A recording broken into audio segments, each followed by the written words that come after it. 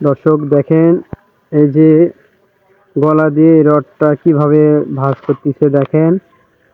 আসলে অবাস্তব, এটা হচ্ছে সার্কাসে। দেখেন, অসাধারণ কিন্তু এটা। গলা দিয়ে এভাবে হচ্ছে একটা রড ভাজানো, একদম বড়শির মতো করে ভাজাচ্ছে দেখেন। দেখতে কিন্তু অনেকটা খুব কষ্ট লাগে দেখে।